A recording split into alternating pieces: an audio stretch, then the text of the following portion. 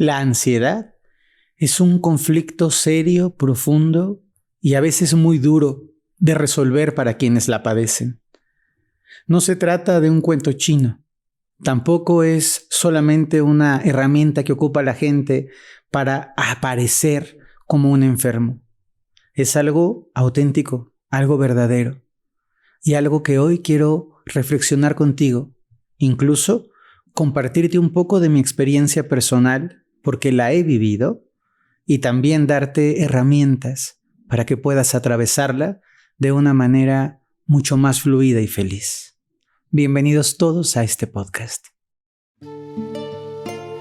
Más allá de lo ordinario, se encuentra una realidad extraordinaria. Descúbrela a través de los ojos del vidente. Comunidad, estoy agradecidísimo con la respuesta. Hemos tenido un montón de comentarios, de muestras de cariño. Gracias a todos los que se suscriben, a todos los que tienen activa la campanita, a esta comunidad maravillosa que semana tras semana, domingo tras domingo, nos van compartiendo, que les sirve, que les ayuda.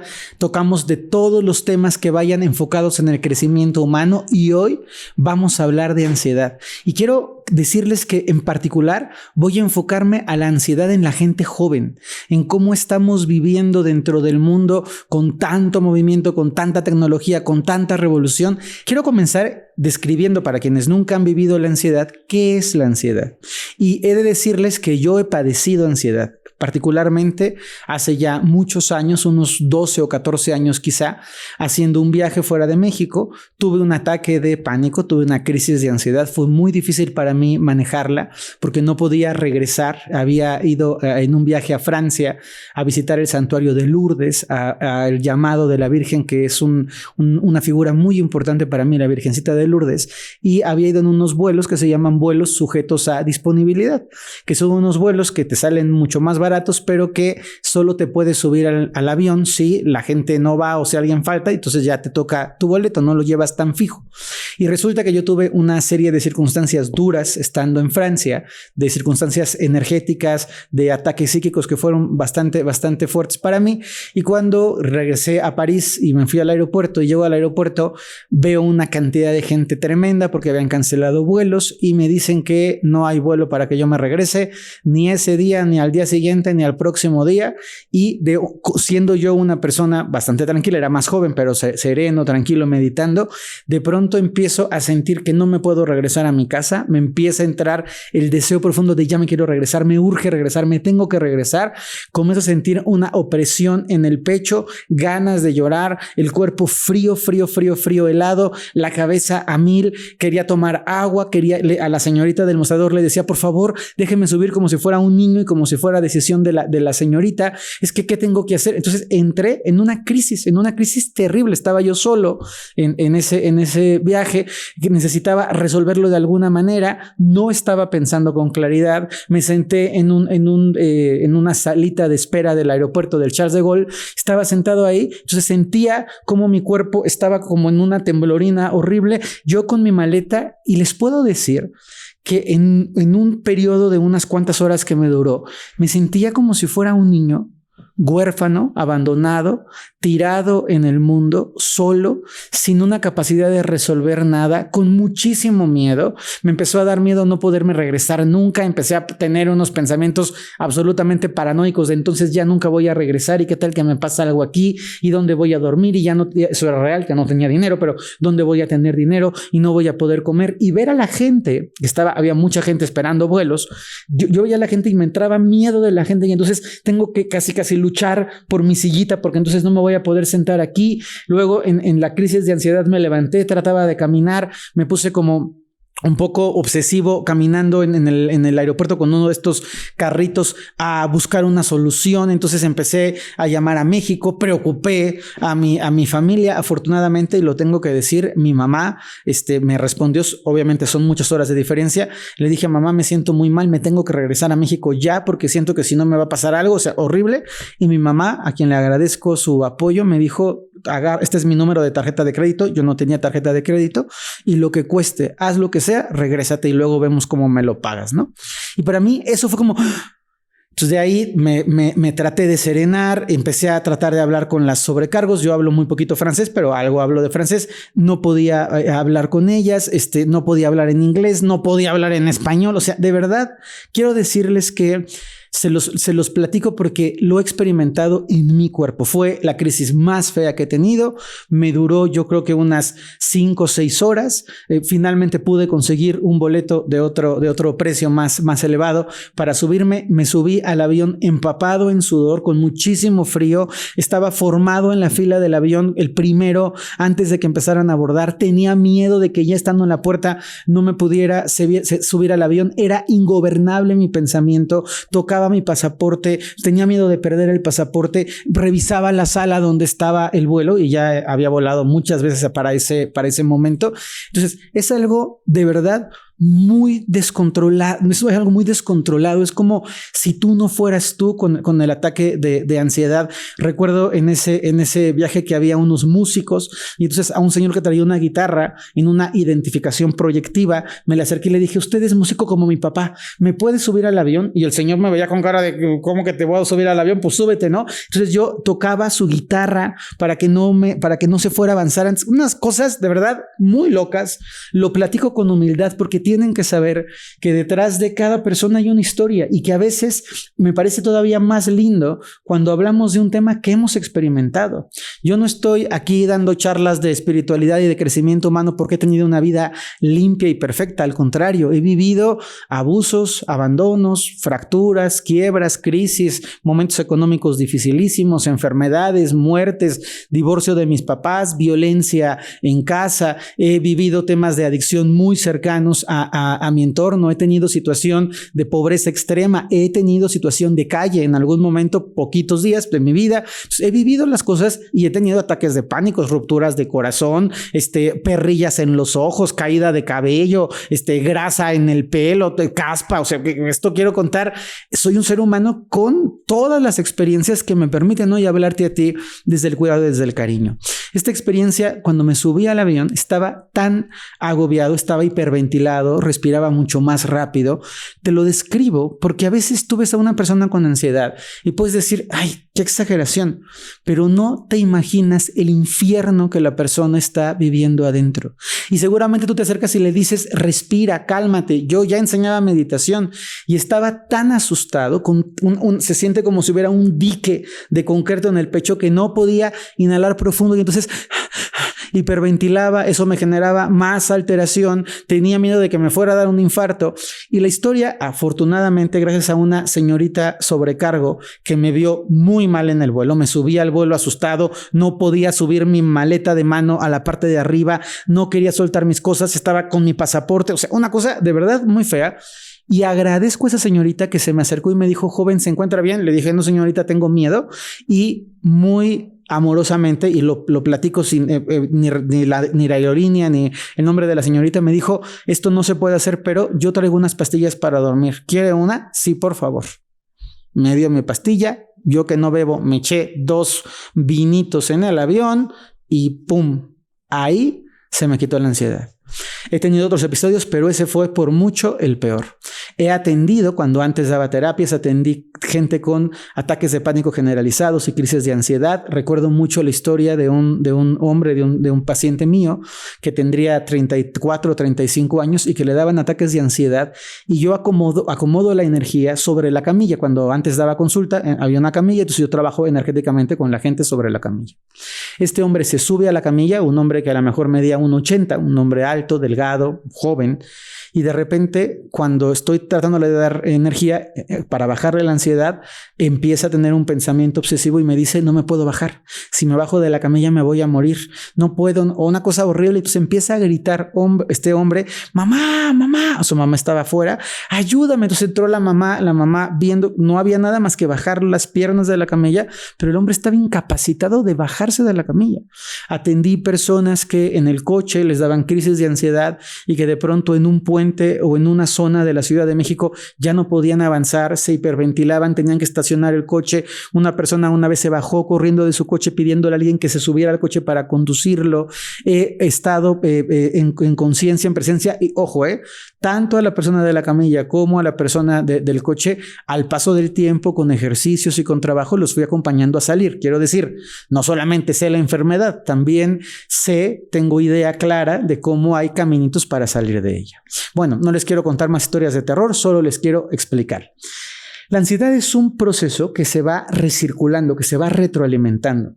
Hay gente que piensa que la ansiedad surge en el pensamiento y entonces yo tengo un pensamiento obsesivo, empiezo a pensar que algo malo va a pasar, empiezo a sentir miedo o desconfianza, a pensar en el miedo y a la desconfianza y luego voy sintiendo en mi cuerpo una opresión, voy sintiendo un calor, voy sintiendo un hoyo, voy sintiendo como si hubiera algo que me estuviera deteniendo, luego fisiológicamente voy perdiendo la respiración profunda, empiezo a sudorar, mi presión sanguínea se eleva, tengo taquicardia.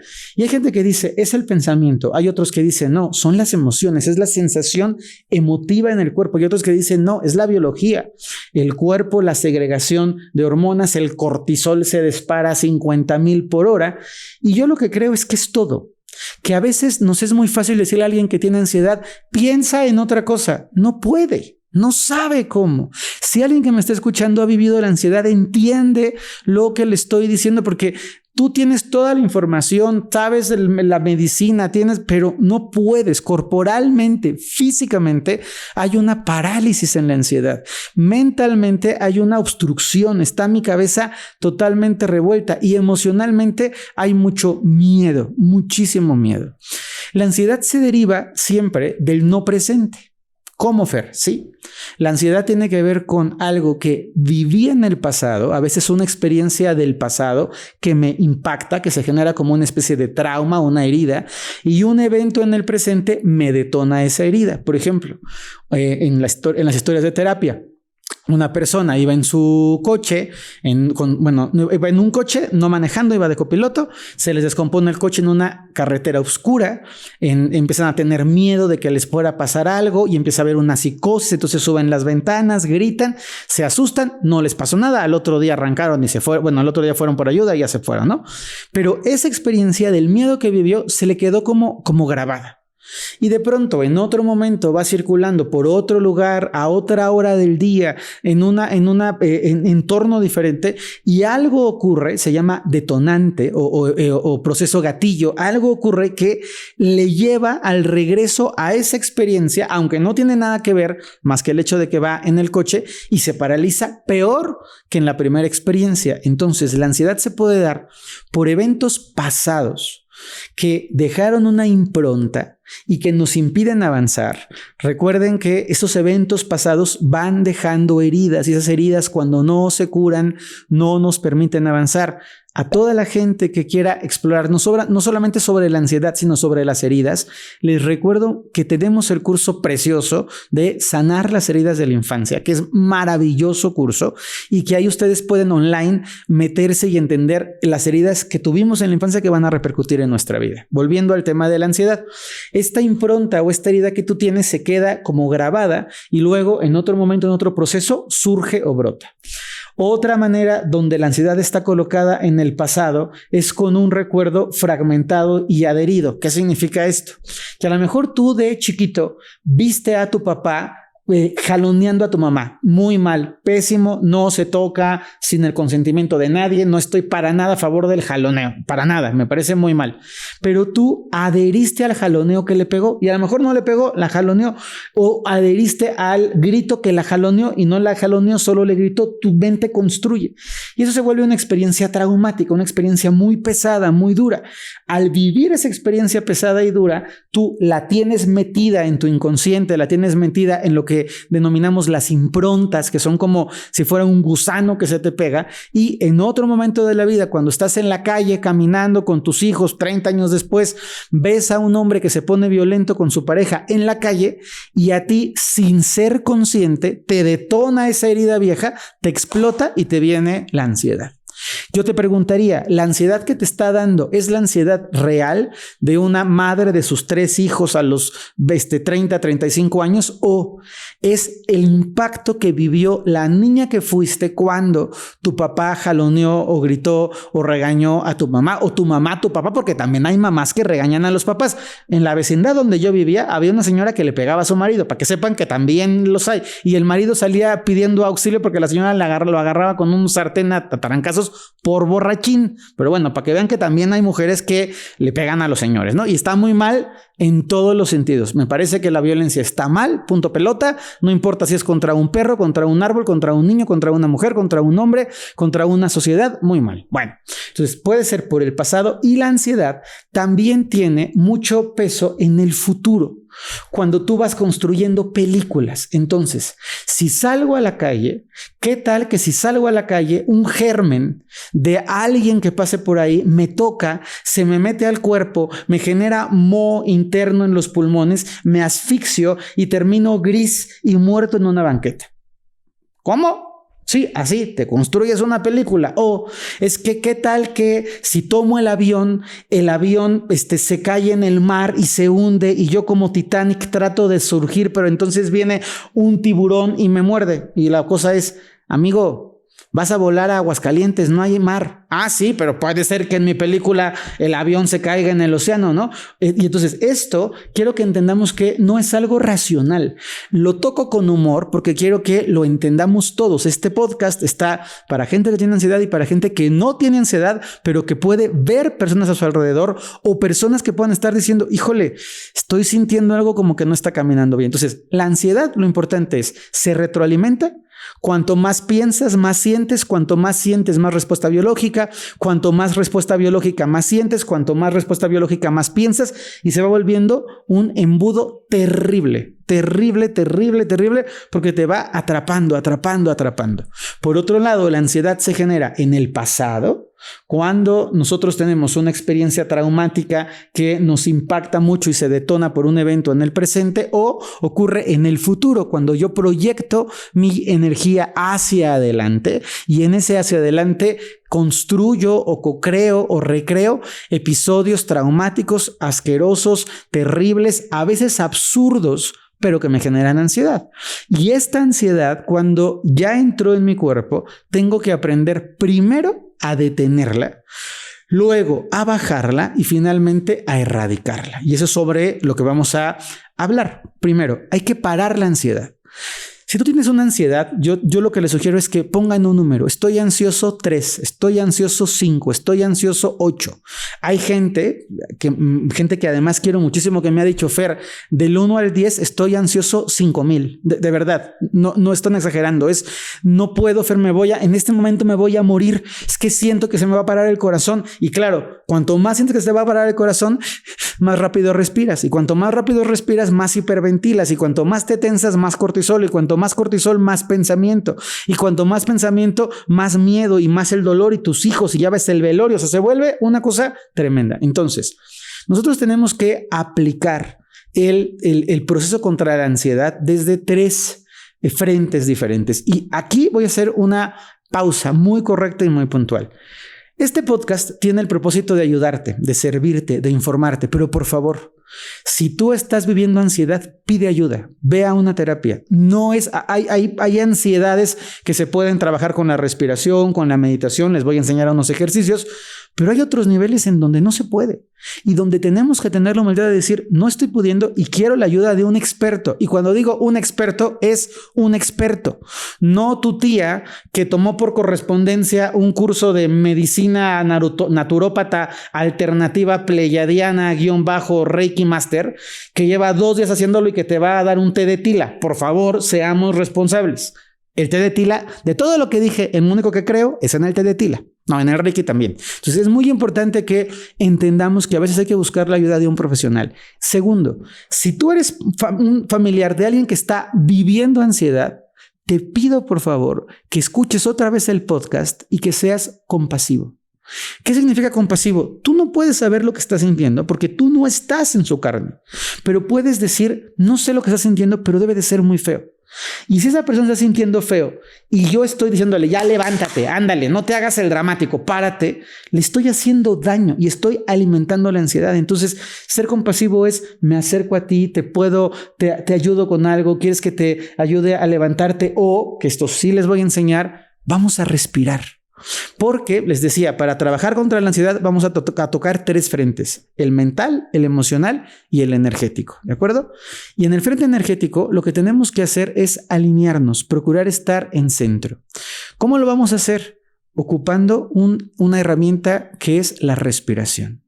¿Y qué es lo que te voy a pedir que hagas? Que mires a la persona, que haga contacto visual contigo, o que si tú lo estás pasando, que abras tus ojos. Es muy importante que abras tus ojos, porque cuando yo tengo mis ojos cerrados, activo otras partes del cerebro, no me voy a meter aquí en neurofisiología, otras partes del cerebro, y me meto más en mi rollo. O sea, abrir los ojos es afuera, aquí. ¿Qué está pasando? Aquí, no en el futuro, aquí. Pues estoy viendo mi patio, estoy viendo a mi perro, estoy viendo mi mesa, estoy viendo mi sillón, estoy viendo aquí. Ya que abrí los ojos, vamos a comenzar a respirar y, ojo, vas a ayudarlo con las manos. Vas a tomar sus manos, o tú vas a tomar tus manos y vas a llevarlas tus manos de la parte de abajo de tus piernas, la vas a ir levando hacia arriba, inhalando muy despacio, lo más que puedas, despacito, despacito. Cuando llegues hasta arriba vas a hacer una pausa. Cuentas 1, 2, 3 y luego vas a exhalar. Con tus manos, bajando tus manos, bajando tus manos, bajando tus manos, bajando tus manos. Este proceso no es una vez, a lo mejor son 50, pero es, sigo respirando, paro y luego exhalo y voy bajando. Cuando estamos en acompañamiento, si estoy viendo a mi hijo en ansiedad, hijo, vamos a hacerlo juntos. Yo respiro contigo. No lo presiono. Ya, fueron 3, ya apúrate. No, estoy respirando contigo. Esto va a permitir primero que detengamos la ansiedad, que no dejamos que nos invada por completo.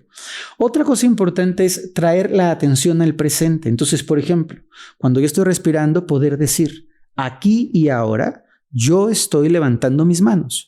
Aquí y ahora yo estoy inhalando. Aquí y ahora yo tengo mis manos arriba. Aquí y ahora yo voy bajando mis manos. Estoy aquí en mi casa. Estoy aquí con mamá. Estoy aquí en un lugar seguro. Estoy aquí en mi habitación. Estoy aquí, y ese aquí te trae al presente. En el presente, aquí no está el avión que se va a caer, ni está el recuerdo del grito. En el presente está lo que estás viviendo en el presente. Ojo, ahí cuidado. Si la persona con ansiedad empieza, aquí estoy sintiendo que se me aprieta el pecho, va a activar. Entonces, no es tu pecho, es tus manos, es el color de tus zapatos, es la luz, es el sol. Vamos a tomar agua. Hay que distraerlo de ese punto interno que se vuelve muy compulsivo.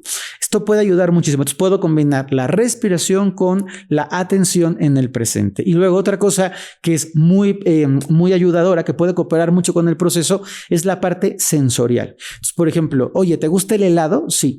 ¿Cuál helado es tu favorito? Guanábana. Entonces, vamos a comernos un helado de guanábana, pero muy despacito. ¿Cómo? Así, mira, la cucharita, siéntelo, saborea el helado de guanábana. ¿Cómo se sienten tus papilas gustativas? ¿Cómo se siente tu lengua? Mira, ya están salivando igual que yo. ¿Ven? Qué buena es la estrategia. Pues así. Entonces, ¿cómo se siente el helado de guanábana? ¿Y cómo va pasando por ti? Qué rico. Otra vez. Esto no es porque sea tonto, es porque la sensorialidad lleva la atención a otro foco en lugar de estar clavado en la carga y en el peso de la ansiedad. Puede ayudarnos mucho a hacer una actividad que rompa el ciclo. Si alguien puede salir a caminar, pero si yo tengo miedo a salir a la calle y me sacan a caminar, me va a alterar. Entonces, salir a la calle no, pintar, dibujar un mandala, escuchar una canción que te guste. Y por ejemplo, esto también ayuda mucho en movimientos de estado corporal. Si es, vamos a bailar una canción y la persona va a decir, ¿qué bailar ni qué tus nachas? O sea, no puedo. Sí, venga, una canción. Y entonces sacar toda esa energía a través del movimiento, si es agradable para la persona. Eso también nos puede ayudar mucho.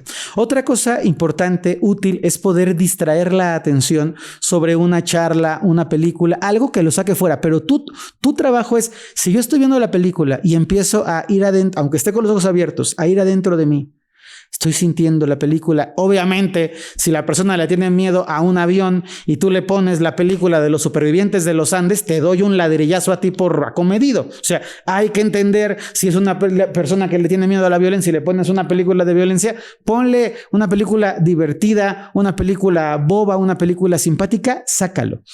Algo que yo quiero, estos son tips útiles, hay que aplicarlos, hay que tener consistencia en el tip. No es, ya respiré, no, es respirar 7, 8, 12. Yo les diría que yo en consulta, cuando daba consultas, llegué a estar respirando 40 minutos con alguien para que pudiera parar y paraba.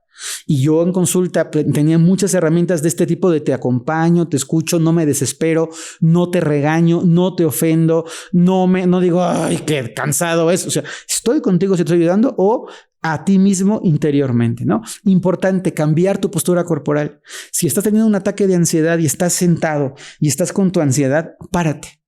Si estás teniendo un ataque de ansiedad, estás en cama tapado, destápate y muévete. Si estás parado teniendo un ataque de ansiedad, haz 2 lagartijas, haz un abdominal, dale la vuelta a la mesa de centro de tu casa, porque quedarte en donde estás va a avivar la ansiedad. Se me va el tiempo. Yo quiero decirles que deseo de corazón que estos tips les sean útiles, que deseo que la gente que tiene ansiedad sepa que se vive y que se puede atravesar, que tuve casos de ansiedad clínicos de gente que perdió su trabajo, de personas que no podían relacionarse, de gente que no podía salir de su habitación, y siempre hay un camino. Estas personas hoy están bien, son funcionales. Tuve mucha gente que traté con ansiedad en su momento y creo que tú puedes buscar un camino de solución, una terapia profesional. Atrévete a hablarlo. No estás loca, no estás loco, no es una cosa menor. Puede ser un conflicto grande y hay que resolverlo. A los que no han tenido ansiedad, es una parte que busca informar, hacerlos conscientes, hacerlos responsables, y por favor sean compasivos. Nadie queremos vivir una circunstancia como esa, y cuando a alguien le toca, creo que lo mejor que podemos hacer es acompañarlo muy bien, y si no, respetarlo. Y si no lo puedes respetar, quítate, porque no le haces bien a la persona metiéndole más presión de la que ya lleva dentro. Y finalmente, el último mensaje es: tenemos que saber que a pesar de los conflictos, las cargas y los pesos, hay algo superior, como tú le quieras llamar, que nos acompaña. Y que a veces, cuando ya no tenemos más claridad en el mundo que conocemos, tenemos que alzar la vista, ir al interior de la tierra, entrar en nuestra profundidad y pedir ayuda. A veces los ángeles y la luz también nos ayudan a salir de las tormentas. Les envío un gran abrazo a todos y les deseo siempre luz y bien.